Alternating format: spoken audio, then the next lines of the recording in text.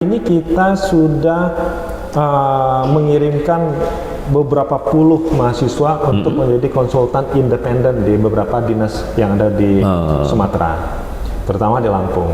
Bahkan ada beberapa yang minta alumni kita. Itu menandakan juga memang demand terhadap para alumni kita tinggi. Dan ingin katakan bahwa yang butuh itu dan sangat membutuhkan keahlian PWK ini bukan hanya Pemda, bahkan perusahaan-perusahaan swasta yang ingin melakukan mapping, positioning, termasuk juga kaum politisi ini, Bang.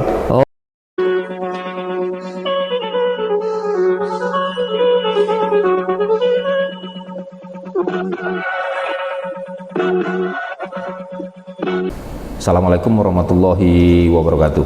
Waalaikumsalam warahmatullahi wabarakatuh. Tabik pun. Ya pun.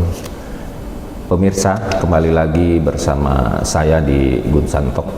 Kali ini saya mengunjungi ITERA. Kalau kemarin kita lebih fokus ke Unila karena baru pemilihan rektor. Jadi sekarang di Lampung juga ada ITERA, Institut Teknologi Sumatera, yang dulu dirintis di era Pak Sarudin, dan ini rintisan juga dari Institut Teknologi Bandung, dari ITB, dan sekarang sudah sangat mandiri. Dan narasumber saya adalah Ketua Prodi PWK. Nah, nanti bisa dijelaskan PWK itu apa, yang berarti singkatannya Perencanaan Wilayah Kota ya, Perencanaan Wilayah Kota. Dan beliau adalah Dr.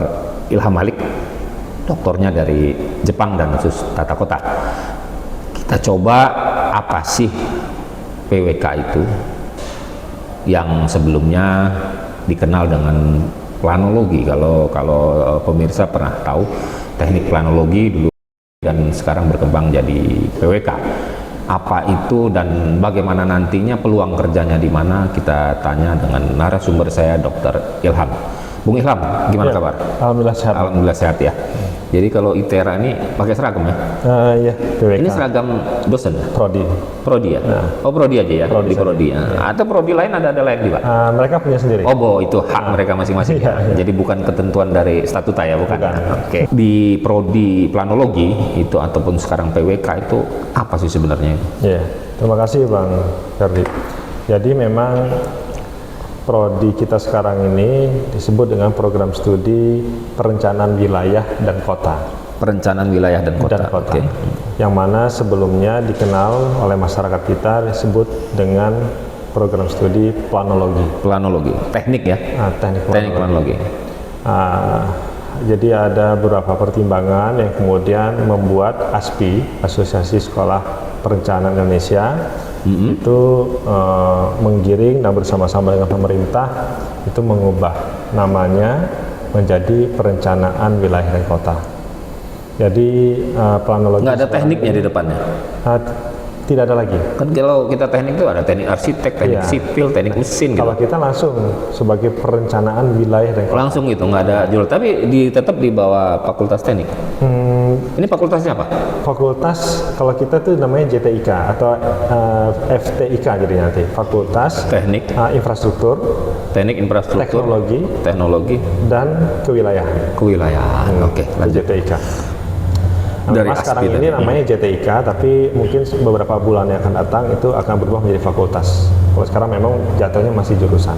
Masih jurusan. Sebab kan dulu ada proses lah untuk tumbuh menjadi sebuah institut besar, kan ada persyaratannya sekian prodi dan sekian jurusan dulu. Belum bisa bikin fakultas. Tapi seiring dengan waktu, sekarang ini ITERA sudah punya 39 yang dari 42 program studi yang direncanakan ada. Dan PWK itu berada di bawah JTIK kalau sekarang. JTIK itu, JTIK itu yang mudah-mudahan tidak berapa lama lagi akan menjadi fakultas. Nah, jadi planologi sekarang ini memang sudah menjadi PWK. Nah, apa kegunaan ini? Kegunaannya lulusan ini seperti apa sih, Bu? Nah, ini yang menarik. Sebenarnya semua bidang itu sangat membutuhkan keahlian dari PWK ini. Karena sekarang ini kita menyadari bahwa kemampuan kita dan penguasaan kita pada isu-isu yang bersifat keruangan atau spasial itu kan akan membuat kita bisa menguasai segala sesuatunya. Jadi kita dengan menguasai ruang, maka kita menjadi tahu apa yang harus dilakukan dan apa harus direncanakan.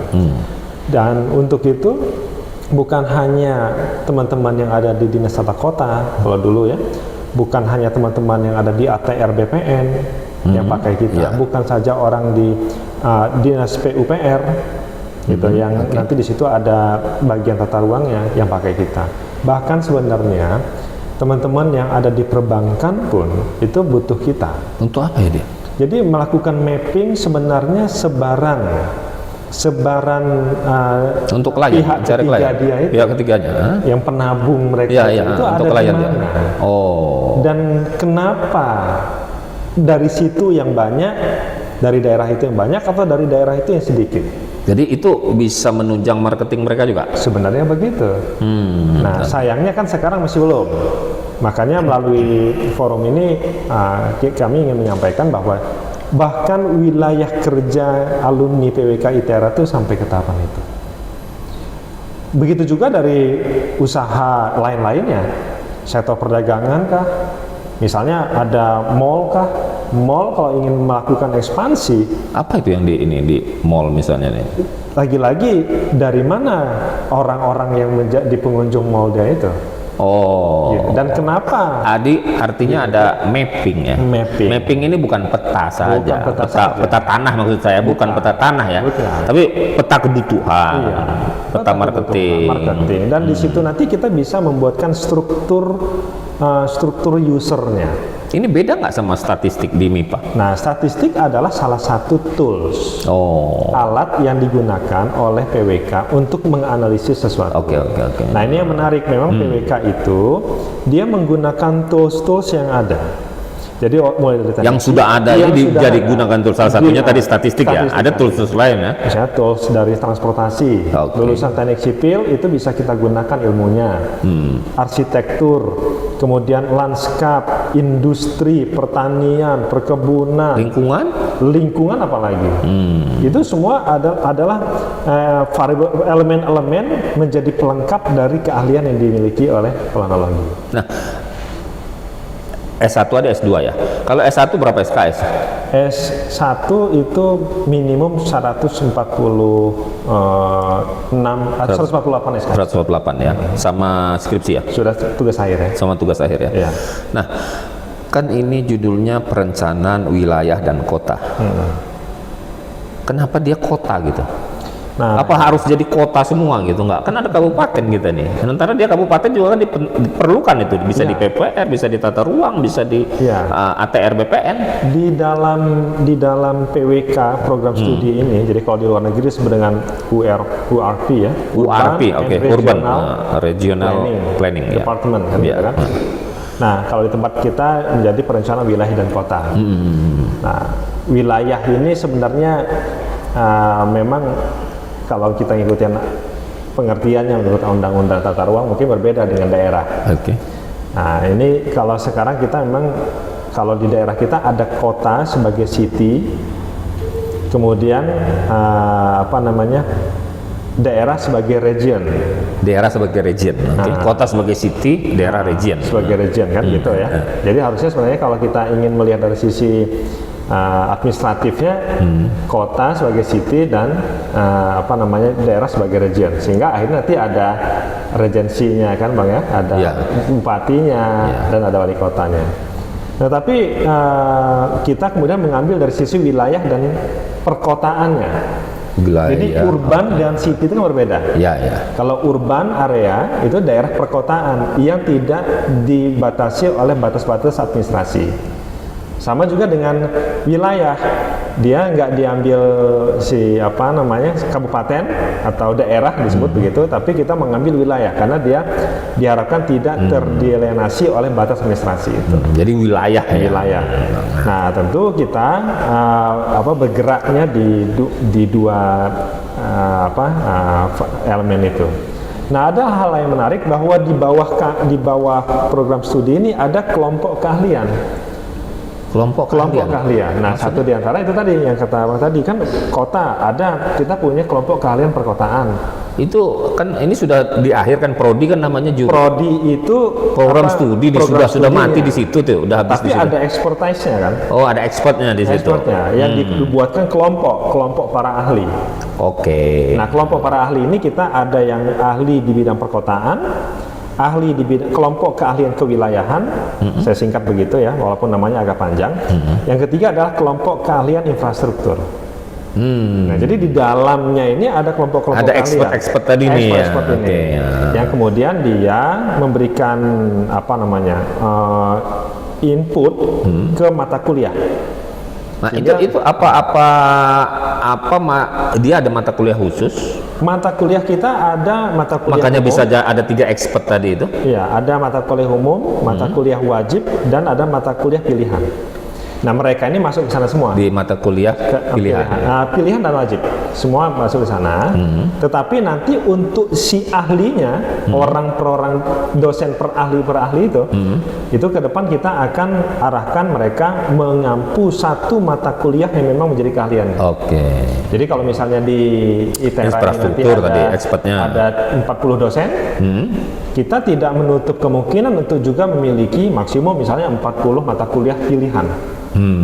Atau nanti bisa saja ada yang berkolaborasi, itu bisa sah-sah saja. Dan KK ini bersifat tidak permanen. Jadi kalau tren ke depan ini adalah smart cities, bisa saja nanti kita akan bentuk kelompok keahlian smart cities. Jadi kota cerdas. Nggak permanen, nggak fix di situ, dia mengikuti update ya, update. Sehingga dengan begitu program studi kita ini akhirnya nanti menjadi update dengan kebutuhan yang ada di lapangan, di dunia nyatanya. Gitu. Nah, ini yang kita sedang terus sempurnakan, dan PWK ITERA dan ITERA sendiri hari ini sudah berusia 8 tahun. Tapi kalau sama-sama berdirinya dengan ITERA PWK? Planologi kan dulu secara sebelumnya. resminya dulu itu ITERA itu berdiri 2014. Oke. Melalui keputusan presiden kan. Nah, tetapi untuk merintis itu kan sudah ada cikal bakalnya. Di antaranya adalah prodi PWK. Jadi dia 2012. Prodi planologi PWK. dulu masih. Enggak, tetap tetap PWK sudah. PWK. Nah, dan sehingga kita di hari ini, di tahun ini kita sudah berusia 10 tahun. Maka tentu sudah sepantasnya lah kalau PWK ITERA itu sudah upayakan selesai dengan dirinya sendiri, dan sekarang kita mendorong supaya pelan-pelan dosen-dosen kita bisa banyak berkontribusi pada pembangunan yang ada di Pulau Sumatera. Oke, Bung Ilham, dosen-dosen kita ini dari mana di PWK ini? Apa dia mengajar juga tempat lain? Nah, kita bersyukur di hari ini kita ada hampir sekitar 35-40 dosen tetap yang memang adalah dosen PWK ITERA. Oh, khusus PWK, banyak ya. Jadi kita hari ini sudah sangat bagus, sudah cukup banyak dosen-dosennya yang bergelar S3 maupun S2. Jadi magister maupun doktor. Bahkan di tahun 2023 ini setidaknya kita akan ada guru besar belum ya? 40 doktor, 4 orang doktor yang lulus. Kemudian mungkin di tahun 2025 nanti juga akan bertambah 3 atau 4 doktor, sehingga kita proyeksikan sampai tahun 2026 besok mudah-mudahan saja PWK ITERA ini bisa punya antara 8 sampai 10 doktor. Nah, kita juga berharap nanti di tahun 2026 besok itu kita paling tidak sudah adalah beberapa dosen yang masuk ke lektor kepala, belum ke guru besar, Bang. Belum guru besar. Lektor kepala. Kita harapannya begitu. Oke, Bung, ini kita bicara soal PWK. Nah, tadi beberapa kegunaan alumni itu ada di tata ruang, di PUPR juga bisa, di ATR BPN juga bisa, ya, keperluan. Tapi kan nggak semua tempat atau kabupaten kota yang kita anggap mitra juga di daerah ini itu memahami apa kegunaan dari PWK. Karena kan nggak selalu kepala dinas itu alumni teknik misalnya, kecuali di PUPR mungkin ya, nggak perlu. Jadi bukan mereka tidak mengerti, tapi belum pernah tahu lah gitu. Bagaimana caranya ini ke depan kita mensosialisasikannya? Iya, itu benar sekali, Bang Ferdi. Memang saat ini yang banyak atau gencar dikembangkan selama kurun waktu ini kan memang ITERA sebagai sebuah institusi yang mensosialisasikan eksistensi atau keberadaan ITERA. Saya kira saya setuju dengan yang disampaikan Bang Ferdi. Kedepannya memang harus program studi. Nah, satu diantaranya ya program studi PWK ITERA yang kelihatannya harus banyak soan ke pemerintah daerah dan perusahaan-perusahaan. Mungkin dalam waktu dekat ini ada beberapa perusahaan dan pemerintah daerah yang memang sudah kita agendakan untuk kita datangi. Kita ingin sosialisasi kepada mereka soal peran dan fungsi PWK.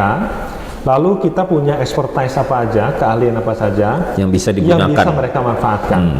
Karena terus terang saja posisi program studi dan para dosen yang ahli ini itu kan memang bukan semacam pengusaha yang banyak bekerja sama, bukan entrepreneur dia. Bukan entrepreneur. Dia pendidik dan pemikir. Sehingga memang bersifat tidak proaktif. Maka kita memberitahu kepada calon-calon mitra kita ini bahwa kita punya keahlian itu. Siapa yang memang membutuhkan keahlian kita itu silahkan datang ke sini dan kita bantu. Nah, tentu nanti mekanismenya melalui institusi ITERA. Ya. Dan karena ini adalah tenaga pendidik dan ahli tadi ya. Ahli kebutuhan di kabupaten kota ataupun di suatu wilayah itu bisa saja mengambil lulusan, bisa saja juga sebagai konsultan ya, bisa sebagai konsultan ya, sebagai peneliti ya. Sampai hari ini kita sudah mengirimkan beberapa puluh mahasiswa untuk menjadi konsultan independen di beberapa dinas yang ada di Sumatera, terutama di Lampung. Bahkan ada beberapa yang minta alumni kita. Itu menandakan juga memang demand terhadap para alumni kita tinggi.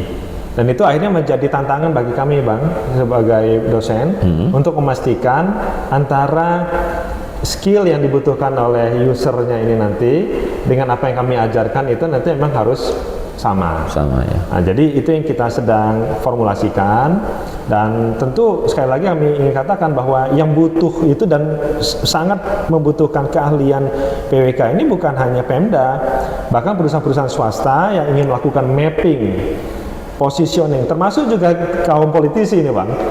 Ketika mereka ingin melakukan mapping suara dan kenapa, ketika menjawab kenapa, itu kita punya keahliannya. Jadi nggak tertutup, bukan soal alumninya bisa direkrut, ya, bukan, tapi soal tenaga pendidiknya ini sebagai peneliti ataupun mitra, keilmuannya bisa dipakai ya. Jadi semua bidang. Mitra kerja di dinas-dinas yang membutuhkan tuh bisa ya untuk penelitian. Swasta bisa. Yang lainnya bisa. Dan secara politik tadi untuk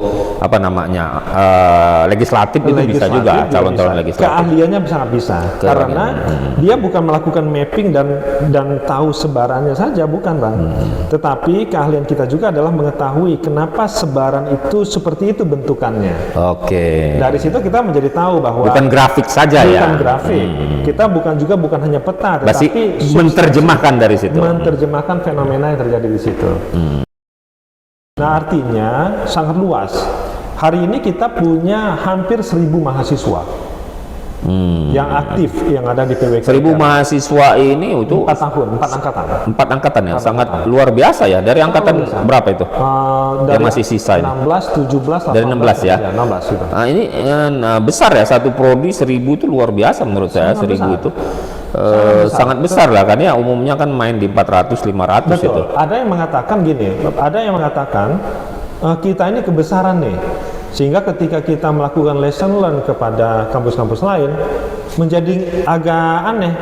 Kita mengatakan, ini kayaknya kelihatan harus kurangin nih, karena kampus-kampus lain aja PWK-nya mungkin pun cuma 200-300 mahasiswa. Ini kenapa, Bu? Kita kegedean, katanya begitu. Tapi padahal enggak. Sebenarnya kampus-kampus lain itu mungkin harus belajar kepada PWK ITERA. Kenapa fenomenanya bisa banyak seperti itu mahasiswa? Apa karena promosi? Ada responsibility yang harus dijawab oleh PWK ITERA, lalu ITERA dan PWK ITERA. Bahwa kebutuhan terhadap ekspor di Pulau Sumatera ini di bidang ke-PWK kita kan sangat tinggi. Dan itu tidak tersedia.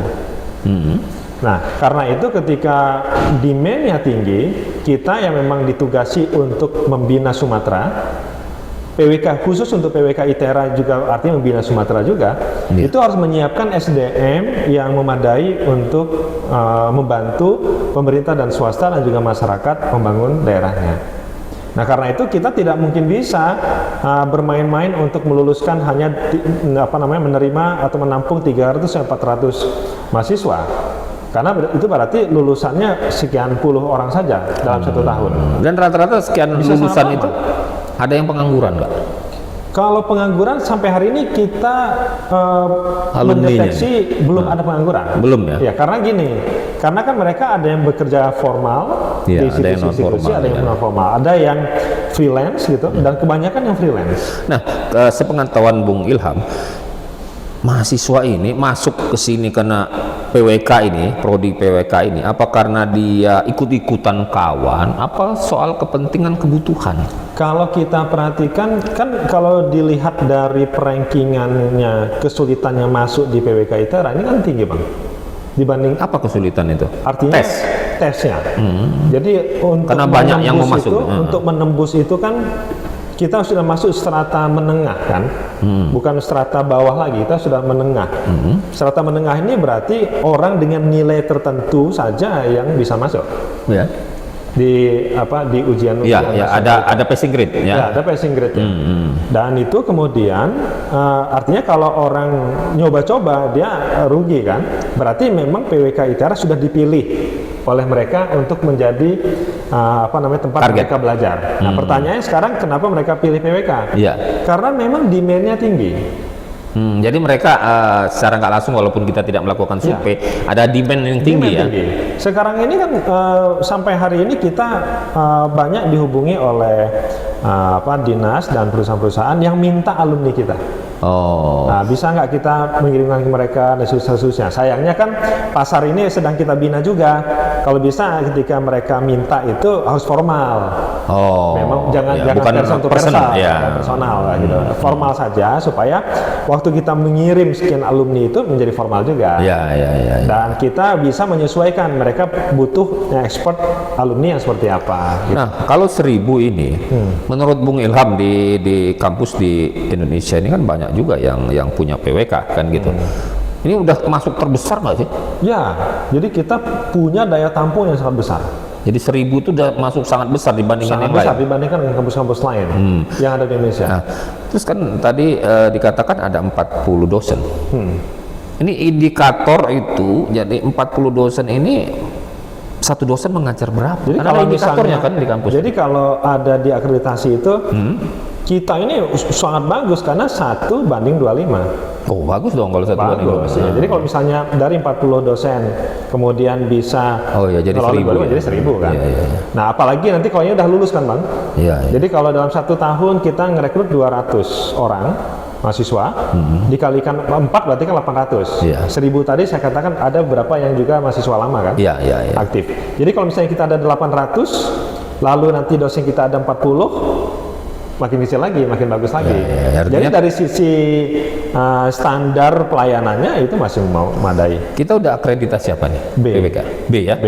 Kan indikator udah masuk tadi ya di 25 ya. Kita memproyeksikan bersama teman-teman, mudah-mudahan saja nanti di tahun 2026 ketika dosen doktor itu pulang, kita Sudah bisa banyak. masuk ke A. Nah, kalau kita masuk ke A, tentu kita berharap nanti kita secepatnya mendirikan magister PWK. Kenapa? Magister PWK ini sangat penting untuk membina para calon-calon pejabat, Bang. Iya, iya, iya. Jadi mereka kita harapkan punya pemahaman soal geospasial, karena di magister kan pengembangan ya. lebih pengembangan. Lebih kepada pengembangan kan dari ilmu kebijakan, pengembangan dan kebijakan gitu. Dan itu akan direncanakan ada magisternya ya. Ya, ke depan kita. Apakah dari alumni-alumni kita ini bisa sebenarnya memenuhi kebutuhan-kebutuhan itu? Kalau khusus untuk PWK yang ada di Pulau Sumatera ini kan hanya ada beberapa kampus nih, Bang, yang punya. Tidak begitu banyak.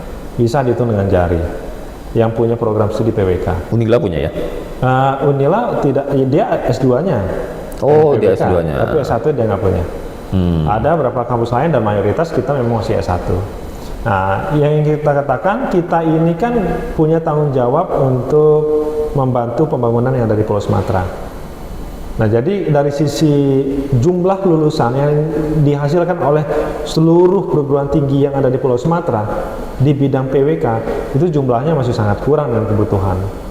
Itulah kenapa kalau Bang Ferdi lihat, kok program pembangunan yang ada di setiap daerah kok nggak padu ya, nggak terintegrasi satu sama lain. Kok yang satu ada anomali. Betul. Itu penyebabnya sederhana, karena memang nggak ada orang PWK-nya, Bang. Karena orang PWK itu dia memang beyond dari para perencana. Jadi dialah yang mengarrangement perencana ahli itu, Pak. Dan berkolaborasi tentunya dengan dinas-dinas lain ya. Jadi dia yang mengarrange. Jadi ketika dia berada di Bapeda itu dia memang anak PWK dengan skill yang dari tahun ke tahun terasah di dinas dia itu. Iya. Dan jumlahnya banyak, maka mereka akan bisa membantu mengarrange program-program yang ada di dinas-dinas lain. Apalagi kalau di dinas lain itu juga ada alumni PWK, sehingga connect gitu. Kita nggak akan meributkan bagaimana pembangunan jalan itu secara teknisnya, konstruksinya kah atau desainnya kah, nggak kita ributkan. Tetapi yang akan kita beri arahan adalah yang mana daerah yang prioritas dan mana yang tidak. Terus area mana yang penanganan teknisnya itu harus adaptif dengan perubahan lingkungan dan likuifaksi dan mana yang tidak. Karena di situ keahlian kita. Nah, kalau sekarang kita pembangunan jalan ada di mana-mana, biaya pemeliharaan menjadi sulit karena punya keterbatasan anggaran. Nah, padahal kalau ada orang PWK, maka dia bisa mengkombinasikan antara isu anggaran, isu pertumbuhan ekonomi, isu lingkungan hidup dengan perencanaan pembangunan. Nah, ini keahlian orang PWK. Jadi sangat bagus sekali. Ya, artinya saat ini kita bukan mengecilkan daerah ya, bukan ya. Artinya perlu perancangan yang benar-benar matang agar semua terlibat. Karena pertumbuhan di tempat kita kan sekarang ini perubahannya itu perubahan organik, bukan by planning, tetapi by incident. Jadi ketika ada insiden terjadi insidental saja. Nah, kalau temporary dan kalau saja ada orang PWK-nya di sana, maka dia bisa merancang pertumbuhan yang by planning atau anorganik itu tadi. Jadi dia tahu growth center mana saja yang dibangun supaya bisa menumbuhkan kesejahteraan pada masyarakat. Nah, lebih lanjut pemirsa, kita akan belajar lebih dalam, bukan belajar ya, mengetahui lebih dalam tentang PWK dan kegunaannya untuk di wilayah. Tapi kena keterbatasan waktu, ini yang terakhir Bung Ilham. Selama ini kalau kita pembangunan infrastruktur di pemerintahan daerah itu kan dia walaupun punya orang teknik misalnya, orang teknik sipil atau arsitek, dia tetap pakai konsultan. Nah, kalau dia sudah punya orang PWK ini, apakah dia tetap memerlukan konsultan untuk merancang kotanya atau wilayahnya? Tetap, karena nanti kan di Pemda itu dia akan bermain dari sisi policy. Tapi untuk rancangan teknisnya itu kan pasti konsultan yang punya kapasitas itu, Bang. Oh, tetap harus gitu aturan mainnya gitu. Akhirnya nanti si konsultan ada orang PWK, di policy makernya ada orang PWK, nanti kan bisa ketemu mereka. Nah, kalau begitu apakah nggak usah aja pakai orang PWK di dalam konsultan aja? Karena di dalam ini kan perspektif kedinasannya kan harus berke-PWK-an lah, kira-kira gitu kan. Oh, jadi kita pola pikirnya. Jadi membentuk pola pikir itu dulu. Jadi ada apa? Grand design dulu, yang framing yang baik tentang konsep pembangunan.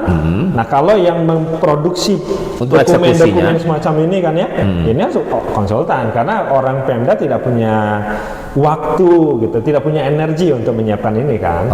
Makanya kalau misalnya kita tidak melibatkan orang PWK, maka pasti hasilnya nggak akan bagus. Konsultan yang memang spesial untuk mengurus itu nggak akan bagus. Jadi tetap situ outputnya nanti hasil seperti penelitian ya. Hasilnya seperti penelitian, rencana strategis di situ. yang eksekusi kan tadi dari orang membuat frame dulu karena ada orang PWK di dalam dinas tersebut. Setelah itu untuk merencanakan itu hasil penelitiannya berupa produk itu melalui konsultan. Yang ada orang PWK-nya juga. Yang ada orang PWK-nya. Iya. Dan setelah itu kalau di pembangunan kan bentuknya kalau konsultan building kan jadi bangunan nih. Ya. Kalau di sini kan dia sudah bentuk ini ya rencana strategis lah. Rencana strategisnya sudah terjadi, sudah ada di dalam suatu buku atau panduan di situ. Nah, untuk mengeksekusi itu, menjalankan itu supaya sesuai dengan yang dihasilkan oleh konsultan itu, apa perlu pihak ketiga lagi? Oh enggak. Kontraktor misalnya atau enggak, apa gitu? Enggak, itu sudah beda ranah. Kalau ini kita memang PWK itu bermain di policy maker, decision maker, gitu Bang. Jadi hasilnya policy ya? Policy.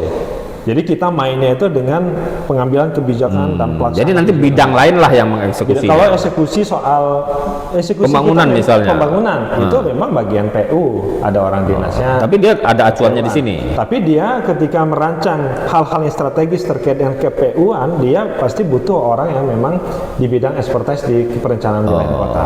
Dan dia nanti mengacu pada dokumen-dokumen yang kita buat. Contohnya misalnya rencana tata ruang, rencana detail tata ruang, rencana tata bangunan dan lingkungan, rencana strategis, RPJP dan RPJM, RPIJP dan RPJM, itu kan orang PWK. Ya. Karena dia yang lalu kemudian membuat master plan, entah itu master plan transportasi, master plan drainase, master plan persampahan, itu butuh keahlian orang PWK, Bang. Sehingga dari sekian banyak ini, jumlah SDM PWK kita masih sangat kurang. Makanya kita menerima banyak calon-calon mahasiswa. Jadi hasilnya policy ya, policy. Pemirsa Gunsantok, kita sudah di ujung acara bincang kita.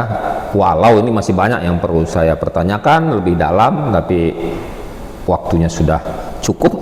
Nanti kita sambung kembali dan banyak simpulan bahwa prodi PWK ini perencanaan wilayah dan kota itu sangat dibutuhkan sebenarnya untuk kabupaten atau pemerintahan daerah ya.